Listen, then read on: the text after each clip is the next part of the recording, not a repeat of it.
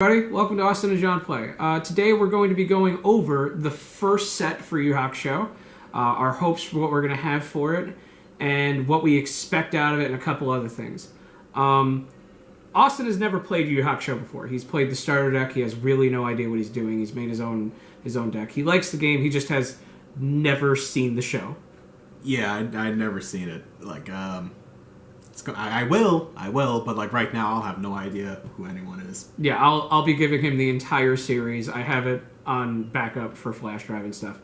I, however, have seen the entire series. I love the series. I eventually have to fight Xavier Woods in the streets over this because he says it's the best anime ever, and I completely disagree with him. It's probably one of the best action anime ever of all time, but also probably one of the most fun and worst card games of all time.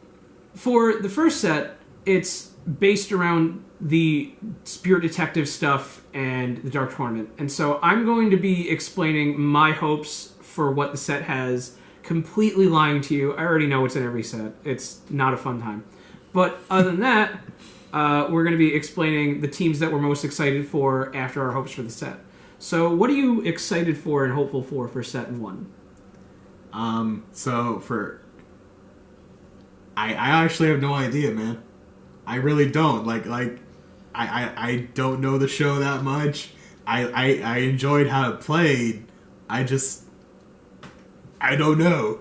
Alright, cool. This entire video is on me, and I'm fine with that. Yeah, I'm if you put me on Pokemon, I'll be much more. Oh yeah, definitely. Understandable. I'm actually really hopeful for, spoilers for you, by the way, because this is going to be a bunch of stuff. I'm really hopeful for Team Triad, because that involves the 3 characters that work with the Goro brothers. I'm hopeful for Team Hiei, which is a team that involves Hiei and Kurama and whoever the hell that other guy who eats souls is. There's going to be Team Saint Beast, which is going to be a thing because they fight that before the Dark Tournament, which is the second set. I'm really excited for Team Urameshi, which is going to be, the 4 of them.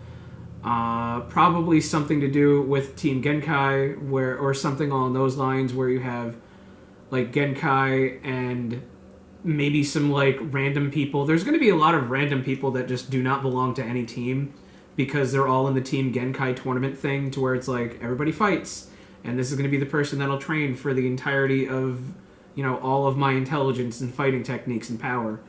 And you have Team Urameshi, who is also there, which is probably going to be Team Kuwabara, or just Kuwabara and Yusuke, and maybe Botan, and she'll be a tech card, and something along those lines. There's a lot of stuff that they could do for set 1, and that's really exciting, knowing that Score Entertainment is probably one of the best card game creators. It's a real shame they died, but a lot of their stuff usually dies after a while because it's based on anime. However, when you look at something like Magic, which is just whatever they could think of, I don't know, things like The Walking Dead and My Little Pony, which are completely great Magic the Gathering sets. We all know they fit really right into the realm of Magic the Gathering. Walking Dead, so good, with all the planeswalkers and magic in The Walking Dead. So, I haven't seen those sets yet. Yeah, they exist. Okay. However, Score had hit after hit after hit with. They started with Dragon Ball Z. They had Yu Yu Hakusho. They had Bleach. They had Inuyasha. They had, I believe, Buffy the Vampire Slayer, which I don't think ever hit really big. They had Sonic the Hedgehog, which I think didn't hit really that big either. But pretty much every anime game that ever existed that is not based on a card game or Pokemon has been Score Entertainment, while everything else is either Wizards or Konami. Okay, wow, alright. Except for, Naruto, which was Bandai. But Naruto only made one system, which was Naruto all the time. So when they finally had Dragon Ball, it was Naruto. So, I was actually going to ask about Naruto, because you were saying so much other animes that, I've heard and watched, but I was you didn't say Naruto. When's Naruto coming into play? Because I remember playing Naruto. The only other anime card games that I know did somewhat well over here that are not based around fucking card games is Zatch Bell. Okay. Because Zatch Bell had 2 or 3 sets, maybe 4. And it's still kicking in Japan. I think it might have ended in Japan, which there's so many cards in Japan. that we'll never have, and it was a really fun card game. The only other one that I know exists, but it's not big. There's a couple actually. There's Full Metal Alchemist. There's One Piece. There's Case Closed, which is detective solving game. But there's not a lot of card games based around anime unless you look to Score Entertainment. Okay. And Score Entertainment, again, it had like 6 sets for Yu Yu Hakusho, like 11 sets for Dragon Ball Z, 4 sets for GT. It had the remake of Dragon Ball Z in, I believe, 2 sets fully, and it sucked ass, so it stopped. Was Panini Entertainment or no? Panini is usually actually just football and baseball and everything else, but then they got the rights to the Dragon Ball Z card game, which, by the way, history of Dragon Ball Z card game is going to be in the next video, but I'm going to give it anyway. So it went Score GT, Score Re-Z, where they remade Z, and it didn't work out, and then Score died, and then people on the internet from the original card game kept that going, and then there was this one dude who did a massive project up to like the Cell games, and then he just stopped making cards.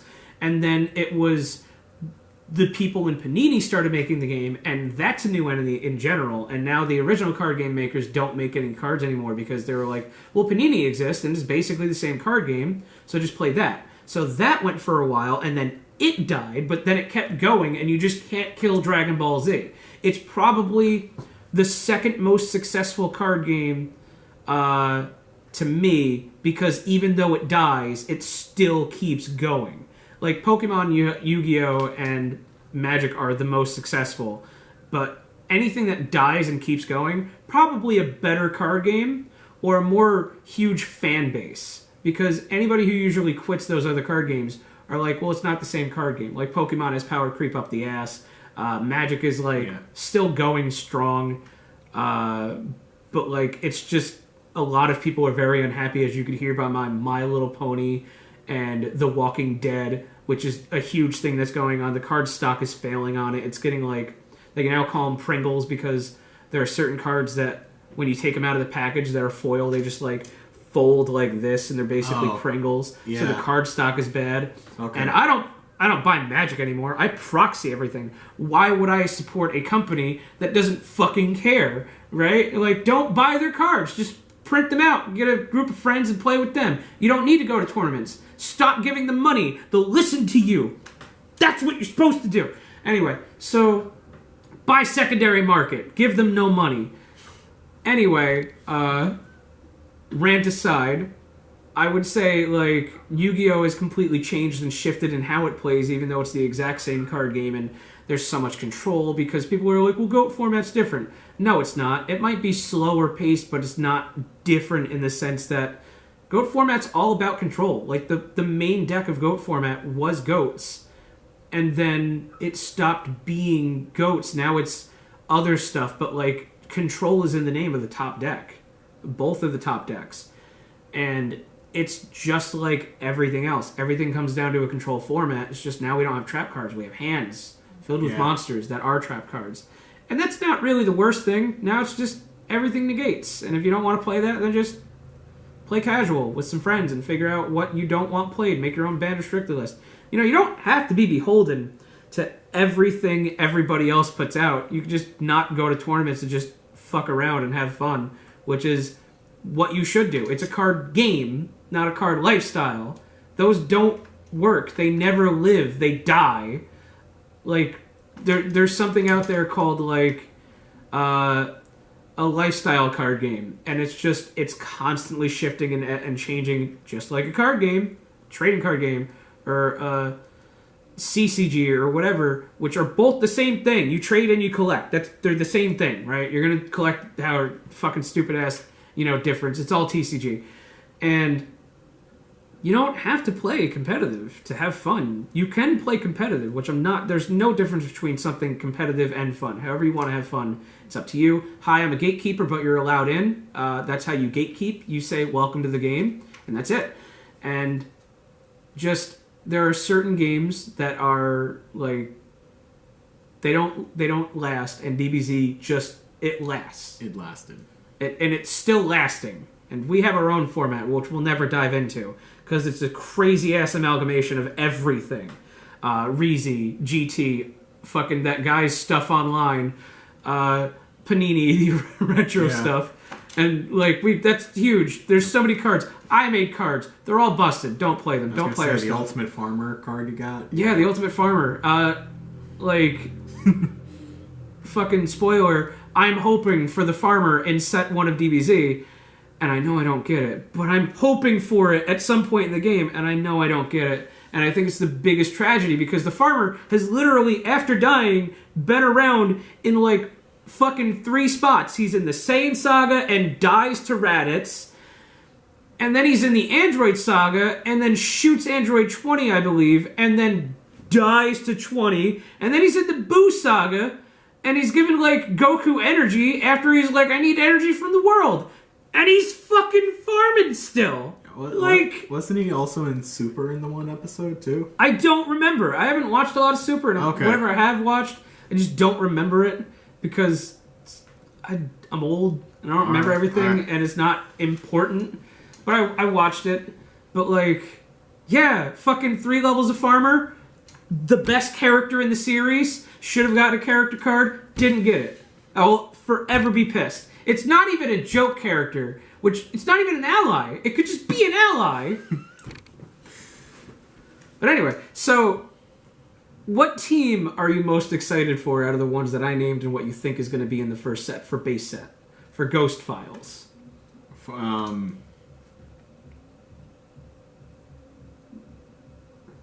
I'll just say, I guess, the villain. Because, like, I like villains in shows. What villain? You're like, I don't fucking know anyone. I don't know villain, man. So, Team Triad, right? Okay. With, like, the 3 characters in the Toguro brothers, because they're I believe, the final villain before the Dark Tournament begins, and, like, they're really cool, like, you know.